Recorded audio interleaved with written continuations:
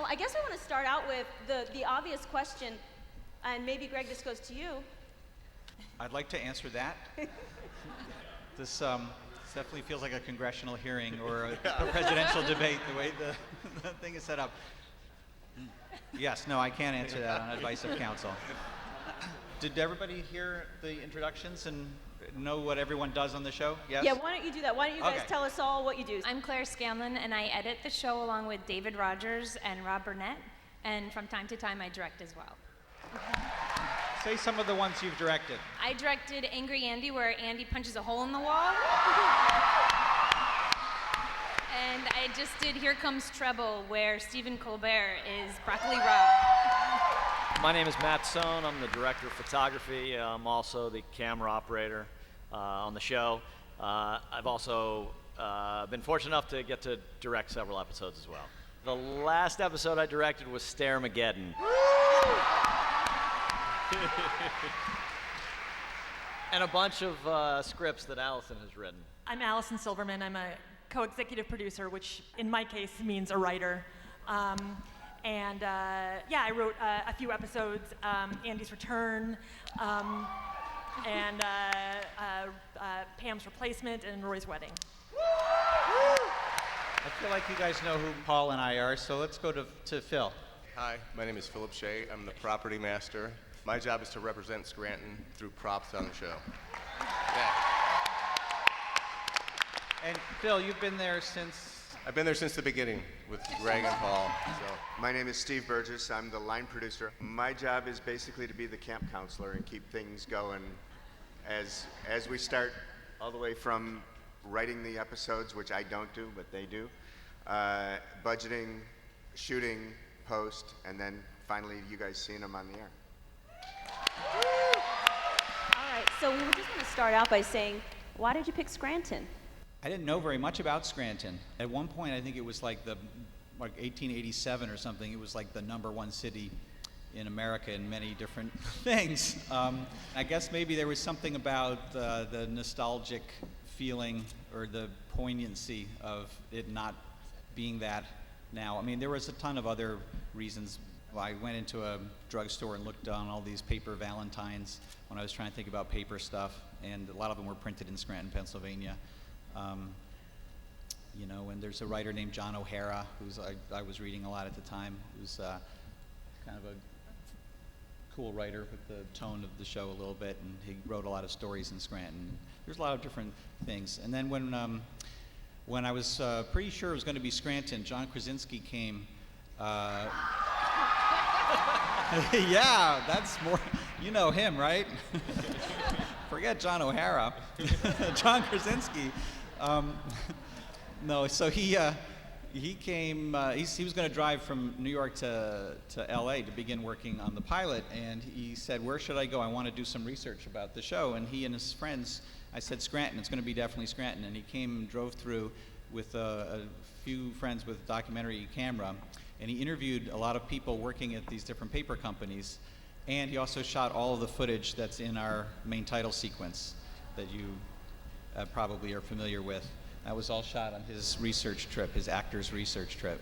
And then when we saw the footage, we realized that there were plenty of real Michael Scotts all over the world. I guess I'll put something out there for the whole panel. Does everybody actually sit down and watch each episode as it airs, like an actual regular viewer of the show? Is that something that you guys take part in? The writers are often working when episodes are airing, in fact. So we're together, but we're working on scripts for, future episodes. We do all get together to watch the episodes during the editing process, and Claire or one of her fellow editors will be up there and we'll give feedback and try to see how we can shape the show. But we're not there to see it as it airs on NBC. It's my turn. This is Tanster from OfficeTally.com.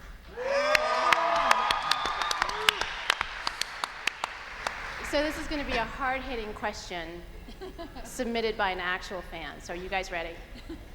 Okay.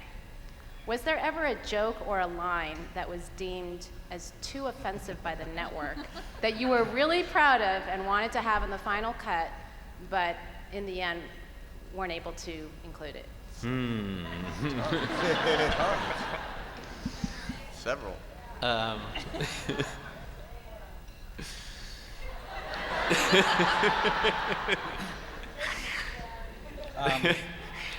would say yes, is the short answer. And maybe the short answer is better than the long answer. I'm trying to think of some, but the examples that come. I could think of one. Did Thursday night's actions by Andy at the end of the episode? Did that have any? No, that was with the car? deemed okay by the censor in a much longer version, actually. that he's referring to Andy taking a dump on his boss's car. That was I think something where we were internally debating whether that was too lowbrow to do, and I felt I'll take responsibility for that. I felt that because he was quoting Eleanor Roosevelt at the time in his interview, that the mixture of low and high came together very well, right? But I did have to have a conversation with the censor to say, no, we're not going to see the actual poop on the hood of the car. It was very tastefully done. The contents of it were negotiated. Yes. Ed was upset that after having done it, we didn't show it actually. No, I'm kidding. He didn't actually do it. It's all CGI. We have a surprise and very welcome extra panelist. Carrie Kemper, writer, is here.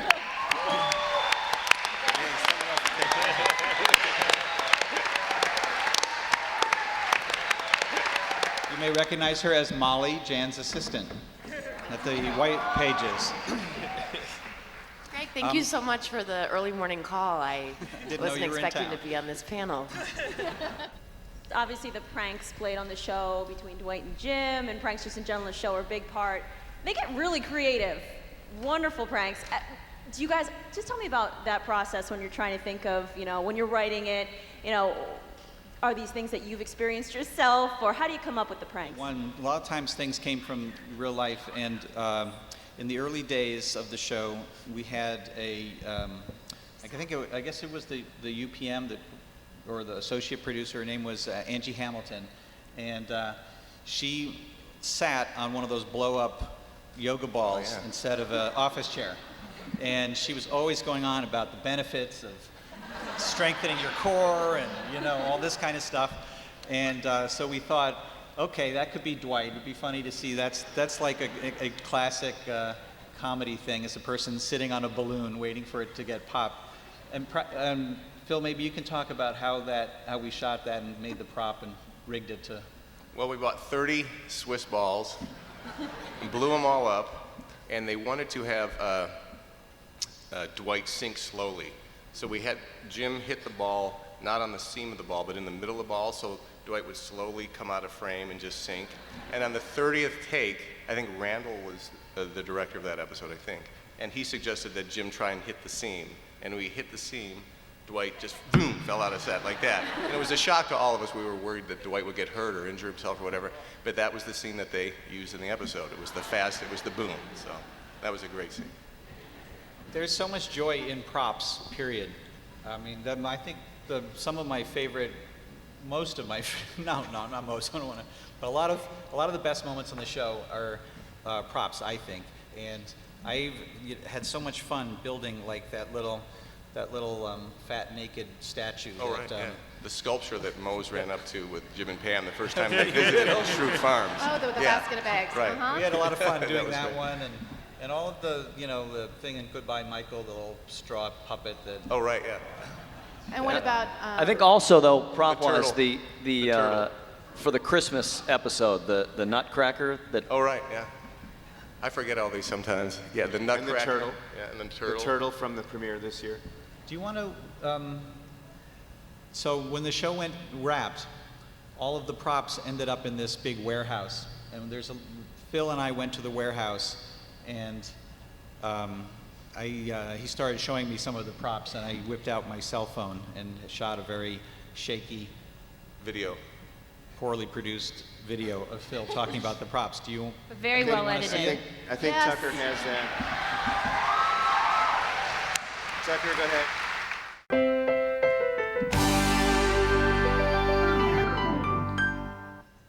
Dunder Mifflin Prop Wardrobe Storage Room. This is the Dunder Mifflin office prop / wardrobe storage area. It was created about 4 years ago when prop department and wardrobe department both ran out of space. So production rented us this building, and the left half is all costumes and the right half is all the props. Welcome to wardrobe. Costumes. We have each by each character, and then we have all the things from all 9 years. Do you guys ever sneak into the trailer and dress up as the characters in their clothes? We did the Halloween ones. Yeah, We all were dressed the- as yeah. them. You were Brian. I was Brian. Oh, God, that's right. If you could take one costume home, which would you take? The Rain's costumes were the most fun to me.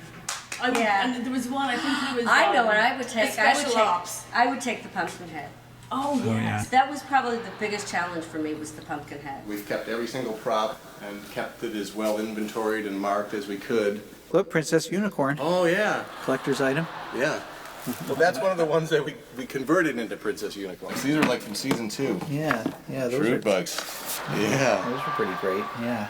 That's worth 0.1 of a penny. There's a great Joe Bennett. Oh, Take yeah. a good look. Here's the golden ticket, I think. Oh, the golden ticket. Yeah. Michael is Willy Wonka. Yeah. There it is. That turned out great. Here's the Diversity Day cards from season Oh, 1. get out. Yeah, oh no, I will not get out. These are the original Diversity Day cards that we made. Remember we had Yeah. we had to make really firm ones that would stick on the forehead. Yeah. The regular ones. But so these were made up and we save them. That's amazing. Nothing gets thrown away. Look at all Oh, here's this. this. I remember this from the first iPod Shuffle Christmas. Oh, is that the oven mitt? Yeah, that's the oven mitt. Wow. That's the oven mitt. Remember that episode? Yes. Yeah, that was a great episode. Yeah. So crazy. Here's Michael Scott's original briefcase over all the years. This was Michael Scott's briefcase. Wow. Perfect. Here's Phyllis's huge giant bear that Bob gave her. Yeah. Oh my Still God. here. Still here. D'Angelo and Michael walked up to Meredith's house when she was coming home, and she goes, "Oh, walk of shame, busted." Oh yeah, yeah, yeah. All right, Dundee's too. Phyllis's rabies, anti-rabies quilt. Anti-rabies quilt. Remember? Office Olympics. Oh my gosh. The origami. The origami birds. Oh, yogurt lids. Yogurt lid medals. Yogurt lids. The blue. But this, I loved this. This was such a great prop. Yeah. I love that one. Oh, sketch of the Threat Level Midnight poster. That's cool. He shoots, he scores. 9 years of Greg Daniels' vision and our hard work are stored in this beautiful warehouse, and it's going to be sad to see it all go. So thanks for taking this tour. Bye. Bye. Thanks for being so passionate about the props on the show. I'm really honored to be here. So thank you. Yes, thank you. Thank you. It's been the best job of my life. Yeah. Phil, how did using props from real Scranton places enhance the look of the show, do you think? And did you see them as being like a sort of like a Where's Waldo for viewers from Scranton, you know, as like find the Scranton prop, you know, like an extra little bit of fun they got out of watching an episode, maybe? Yeah, when we first thought or realized that the show was going to go for a long time, we reached out to Mari Potus in the Scranton Chamber, and I suggested that I come to Scranton and meet all these people and have them bring whatever they want to have on the show, props, set dressing, costumes, anything they want to bring that's an authentic Scranton piece of memorabilia, we would ship back to California and put on the show. And when I came out here, I thought there would be maybe a couple hundred people at the Steamtown Mall, and it turned out to be like this auditorium full of people, just all carrying their stuff to have on the show. So we had a nice little chain of people dropping their prop off, signing an NBC release, and then we shipped it all back to Los Angeles. So it was anything to represent Scranton and make the show more authentic, and I think we achieved that. I want to get to the way the show is shot, Matt, how that works, and maybe how different than it is than other shows. The great thing about our show is we have 2 cameras all the time that are kind of cross-shooting.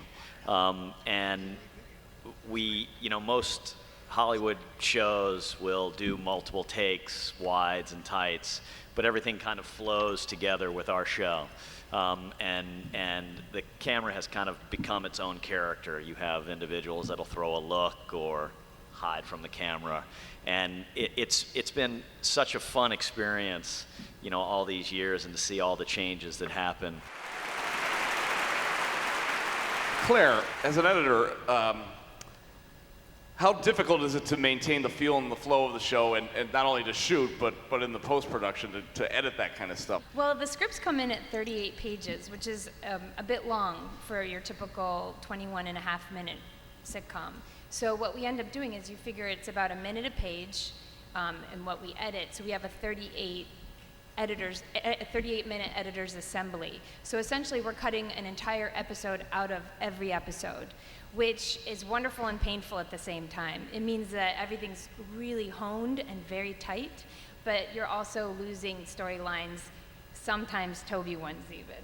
So it's very, very painful, and but it's wonderful to choose from all of this, like, basically comedy gold from all these. I mean, every storyline is excellent, so it's very difficult and also wonderful at the same time to do both. But one thing that I think sets our show apart is how once the script is written and performed and we have it in the can, we're very irreverent with the structure of the script, which is very unusual. A lot of people, it's like the script is king, and not to diminish how great our scripts are, but sometimes we'll take a talking head that was initially meant for Act 1 and put it at the end, where in that way it's very wonderful. You kind of throw everything up in the air and then see where it lands. If the storyline, you know, that was supposed to be set up in the first act starts in the second act, just because it helps the flow and, like you said, the feel of the show, that's what we'll opt for. And then we get it down to time.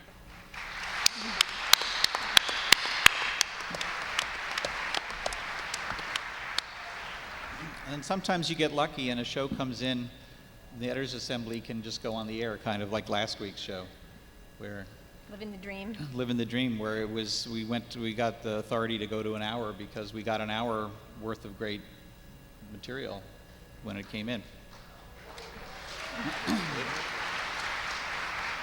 My question is for Carrie. So you both wrote and performed in one of my favorite episodes of the season, The Whale, with the return of Jan Levinson. And you guys remember Carrie played the almost hysterical by the end assistant, Molly? Yes. Could you tell us a little bit how difficult that was to write and perform in the same episode? Yeah, if I may. This is weird. I was nervous. I was very nervous that morning. I was also performing with Melora Hardin, and she's an amazing actress and very professional. So I didn't know Melora as well as I knew everyone else on the cast. And I was comfortable, with Jenna and everyone else, but Melora was kind of a different beast. Like she would start her scenes, outside of the room we were performing in, and it was like, she's amazing. Like she just could kind of zone out for 5 seconds and immediately be Jan, whereas I was like looking over the scripts. I had written those lines and I still couldn't remember them. But so quickly though, she was warm, and she did ask me what my other acting gigs had been, and I said, I did some high school theater, but it actually helped my character because I was terrified of her. Then the fear on your face was real. Was palpable. Yes. Okay. Good. But it was a blast. It was so fun. I was very happy to be done with it, though, that afternoon, and just watch everyone else. I think anytime the characters play against Jan Levinson, there's just so much good stuff, good comedy gold there. Yeah. So she's really she's a stage actress, right? Or she originally? She was a child actress too. She's a very powerful actress. Yes. And she teaches acting, and she's just got a lot of. What do you think? I think power is a great way to do it. I mean, everyone kind of exudes a different thing, and she has a way of, dominating she has a dominating presence on camera, which is it wasn't something that any of the other characters had. It added this great dynamic to the show. When it comes to writing and then when you're actually getting ready to shoot these scenes, how much input do the actors have in changing the scripts that you wrote and, improv when you're shooting a scene?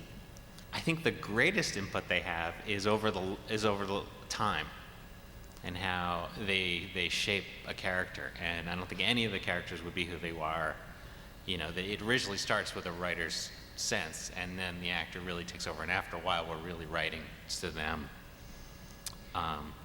The way Jan took over, we started to add this element of her being a little nuts, and she just grabbed onto it and did it so brilliantly that it became a lot of fun to write to, and to the point where she just became so nuts she had to go, I guess. And then there's improv. There was a lot more improv in the beginning. And then, it's very difficult because a line has to serve a lot of purposes. And they might come up with a funnier line on set and get a better laugh, but then it doesn't help tell the story. Or they might, concentrate more on, have a more succinct way of doing a story, but it just changing the words a little, it's not as funny. But there was a lot of feedback as well, and especially this last year when they were all producers, and to speak more to that, they had quite a bit to say about they have to be partners. They're very, very important partners, because you can't, you can lead a horse to water, but you can't make them drink. You can write anything you want for the actor, but it all has to pass through them and be photographed before you have anything. And if they don't want to do it, or they want to do it a different way, it's going to be that way. So, so to me, it's a partnership, and you have to explain what you're up to, and then they explain what they're up to, and often we would have long discussions, where we'd run to a little room right off the set and brainstorm, and and I'd say, well, I was just going for this, and and they'd say, yeah, we like what you're going for, we didn't like how you got there, and we were trying to do this, and I go, yeah, that sounds good, but I think if you do this, it'll feel too much like this, and and there's a lot of discussion and creative discussion, and to me that's why I liked having writer performers and performers who could direct, and editors who directed, and I like having people do all different jobs so that they understand each other's jobs, and then that's not about the power that your job has. It's just about getting the story told the best way, and everybody can participate in how to do that.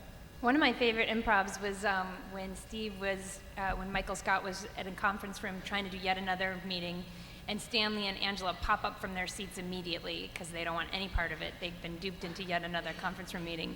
And Michael says, lunch is provided, and Stanley says, what is it? And he said, sandwiches, and Stanley sits down, Angela keeps walking, and Steve improved, and baby carrots. And then Angela sat down, and I just thought that was perfect, because that was thinking of Angela Martin's character and exactly what would get her to stay, and he's so quick on his feet to think of that one, and that one made it.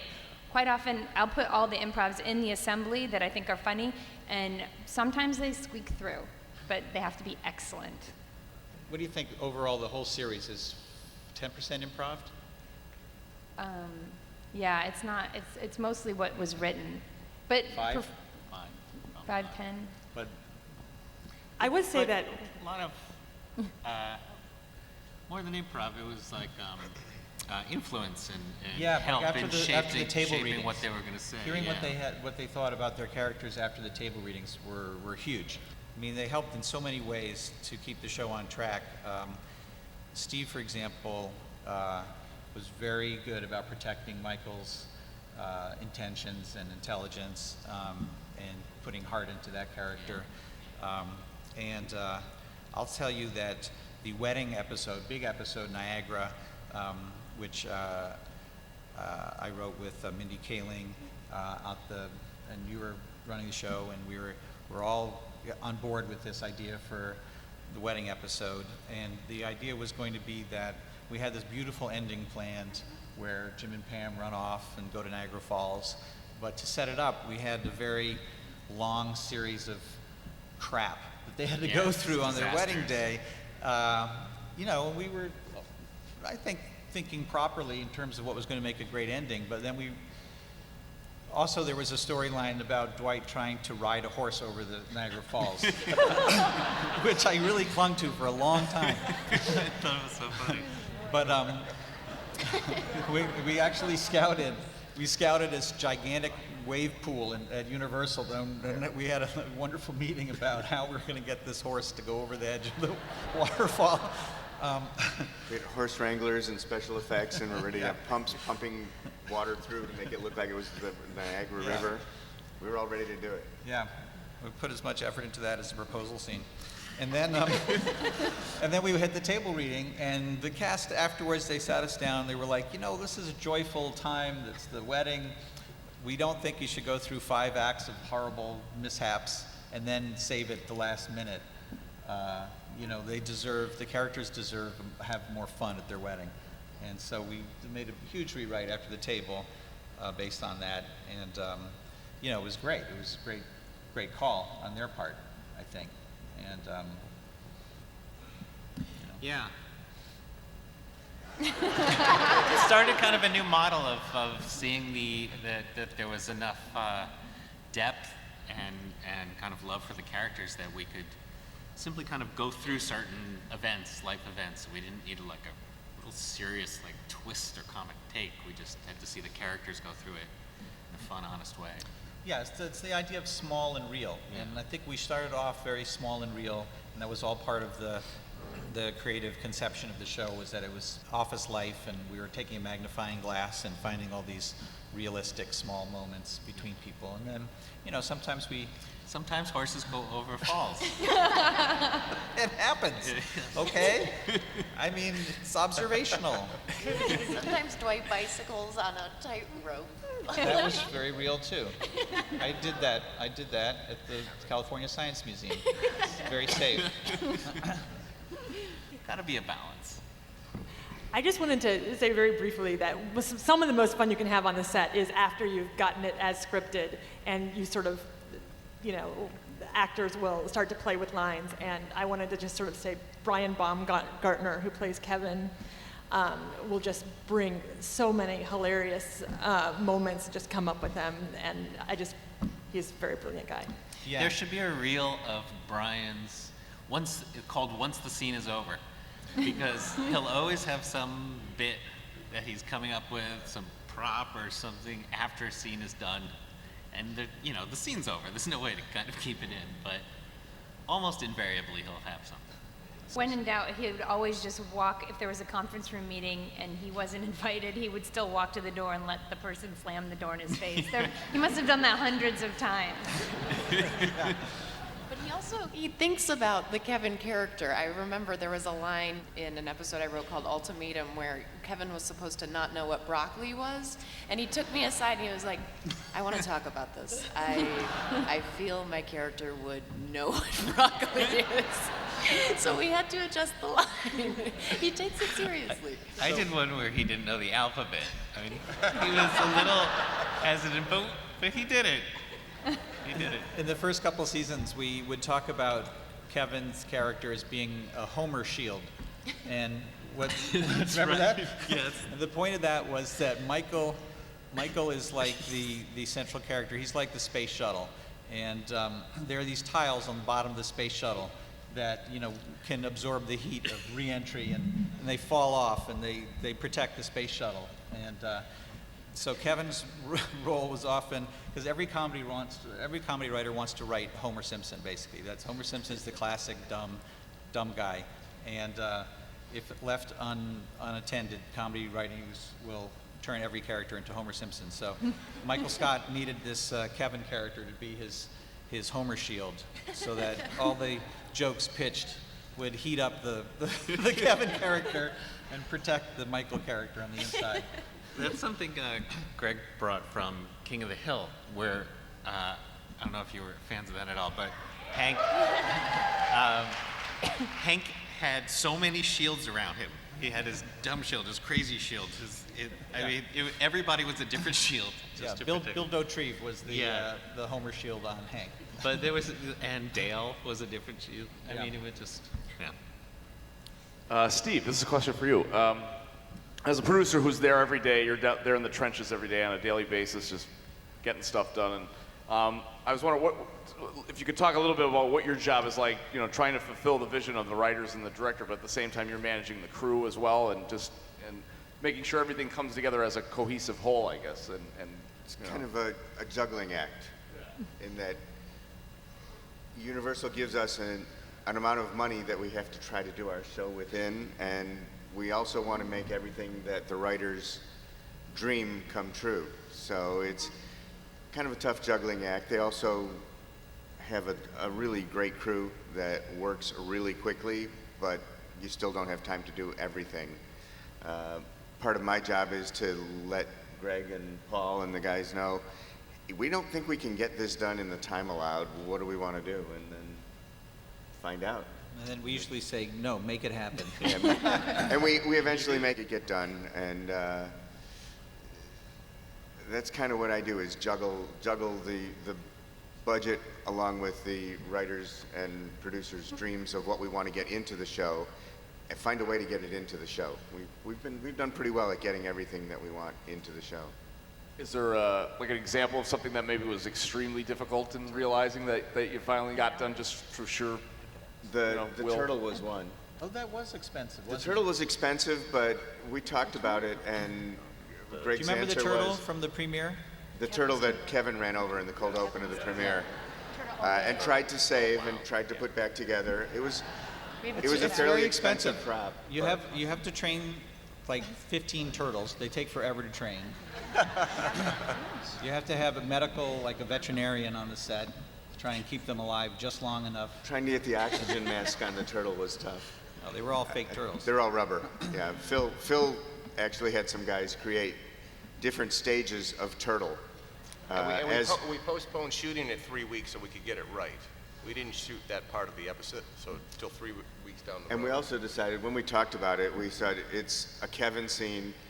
It's really funny. We're going to spend the money and make it work. And did you bring a clip? I do have. I have some photos from another scene that was real difficult from the premiere. Dwight riding the high wire, which is kind of just to show you how things go. This was a meeting with Greg, where Greg kind of sketched what his idea was for the high wire. Even though we were going to have a stuntman who was going to be attached to the wire, we put an airbag underneath in case for some reason the attachment disconnected. Obviously, it was not Rainn Wilson who rode the bike out into nowhere. It was a stuntman to look like Rainn. We did a couple of takes. The first one, he went over this way. It's windy up on the roof there, and I think it just kind of blew our stuntman the wrong way the first time out. So we got the second one. That's the view of our stuntman hanging, knowing that there's an airbag underneath him, but that was the view from up on the roof. That's Matt sitting on the other end there, harnessed in so he doesn't fall off the roof. That's a good view, by the way, of the neighborhood that our offices were in. By the way, you can see all the palm trees in the back.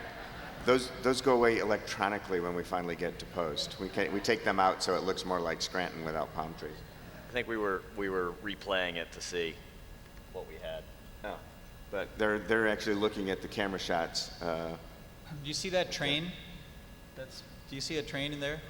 That train was right next to our offices, and that motivated in money when Michael runs out and jumps on the train. Then to get the shot of Rainn actually hanging from the bicycle, the guys had to use the condor to get up to the bicycle. Now, I think it's fair to let everybody know that Rainn doesn't like heights. We needed to find a way to have Rainn holding on to the bike and it be high enough. So we ended up building a scaffolding that would allow him to walk upstairs to the height. That's kind of what it looks like when it aired, where you don't see the scaffolding, and it looks, the picture before showed you how close he was to the scaffold. This makes it look like he's hanging 40 feet in the air. This is Claire in her edit bay, and the next one is Dave in his edit bay. He wishes he could be here. The last one is just to kind of show you how some of our cast work. It was a talking head, obviously, so Brian was not wearing his Kevin pants. There are a lot of talking heads you've seen where the actor is not wearing pants. Yeah. And that's it for the photos. I was wondering for the writers who your favorite characters are to write for. There was nothing like writing for Michael Scott. That was just Yes. when he grabbed onto something. What's it? Yep. That's what she said. There was nothing like riding on Michael Scott? Is that- Yeah.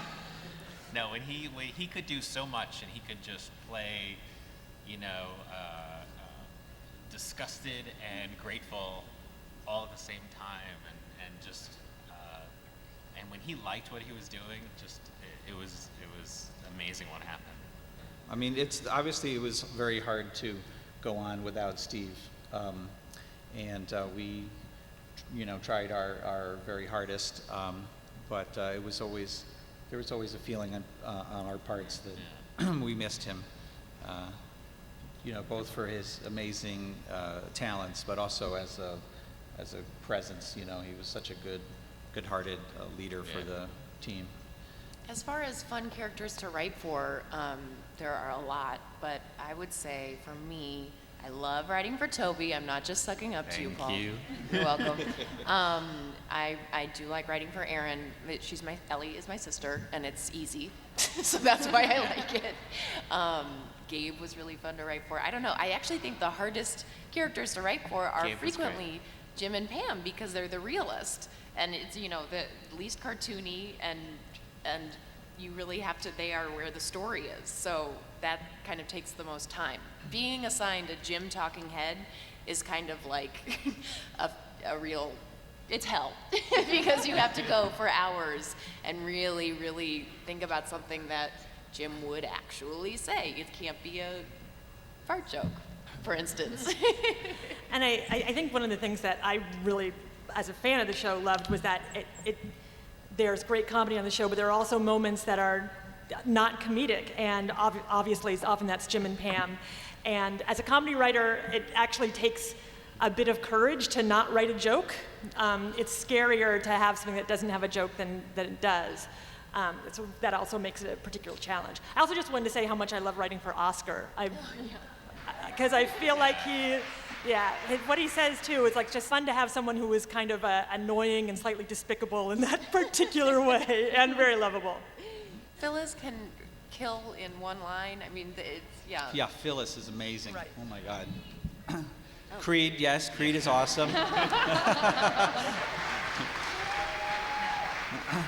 I like having Creed as the narrator. I think that's a weird energy. Meredith is really fun to write for, and she has sort of a particular voice in the writer's room that doesn't actually have anything to do with how Kate Flannery actually speaks, where when we're coming up with lines for her, they're always like, I would never do that, I would just show my boobs, or something. It's not how she speaks.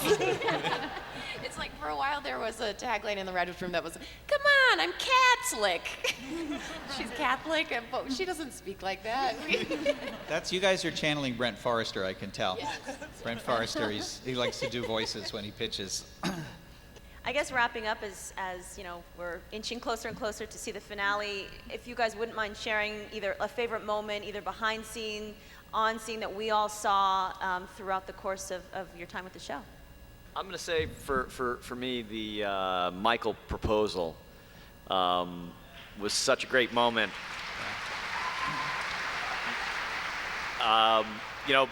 Just for the fact that I'm there and I'm getting wet as well.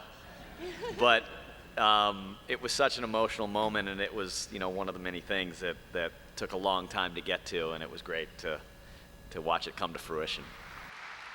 I was the writer for Roy's wedding, and seeing actually behind the scenes Jenna Fisher and David Denman, who played Roy, and how happy they were to see each other, and having that character have a less dark ending than he had earlier in the series was really, really nice for me. Dinner party? Did you guys like dinner party? Yeah. We started that episode and it was cut short by the writer's strike. So we had to wait 4 or 5 months to restart it again. But my favorite part of that episode was the montage at the end when they were playing Hunter Song for one night. and they just, you saw, Dwight and Michael driving back and leaving his date at the bus stop with that creepy character there. I mean, that, and Ed and at the ice cream store with Angela, and she slapped the ice cream on the, I don't know, that was always my favorite scene, so. One of my favorite moments had one of my favorite lines from the show was in Goodbye Michael, as Michael Scott hands his mic to the off-camera audio guy and says, "You'll let me know if this ever airs, right?" And then walks away. It's one of my favorite moments. I have to say, I am remembering the screening of Goodbye Michael, and the feeling I had afterward, which was, I didn't know Greg as well because you hadn't taken control. It wasn't the last season. It was what, season 7? And I just thought, wow, this is what it's like. Now I feel like I'm sucking up to Greg, but it was kind of like, this is what it's like to watch a show written by Greg. Like it was just so powerful. And I remember we were talking about whether we could make it longer, and we ended up making it longer, right? Yeah. And I was supporting that. It was just, to take out the air that was in that episode would have been so heartbreaking because the rhythm was so nice and fulfilling. Like it was perfect. Anyway, that was a good moment. Do you guys, now with the show ending and all, is there like sort of a sense of mourning, sense of like a little sense of loss now that the show's something that you've invested so much time in is coming to an end now? Like what are your feelings like? What's going through your head right now as these last weeks? I stopped back onto set and went into the stage where our set used to be, and it was a big, empty vault, and it kind of reminded me that it was truly over, and it was, being somewhere for 9 years, working with the same people for 9 years, knowing that set, that I could walk through it with my eyes shut, and then to walk in one day and it's completely erased. Yeah, that was a hard moment, but I think that this whole weekend is a nice wrap up to it all and a good way to end it and to get to see everybody together again.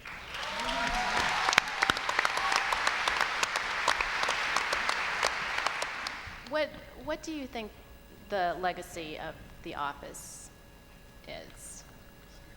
It's all what you guys all do with your lives because you met here in Scranton. The romances that will start today.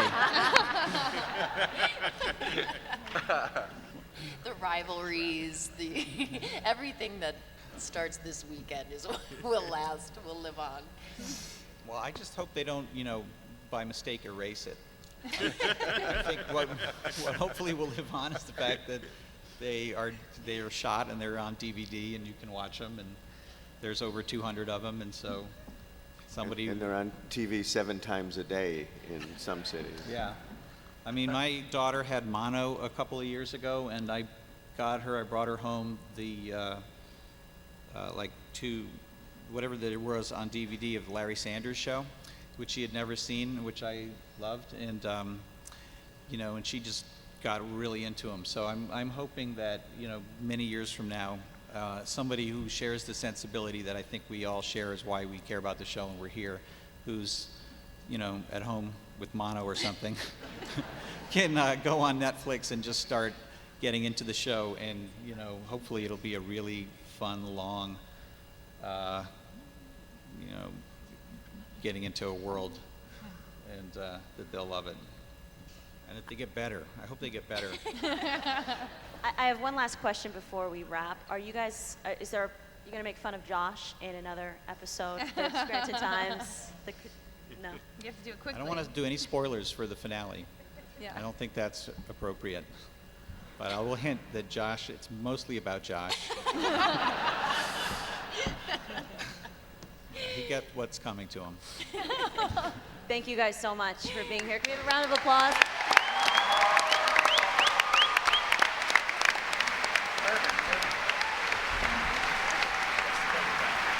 Thank you so much. Put it together for our behind the scenes panel.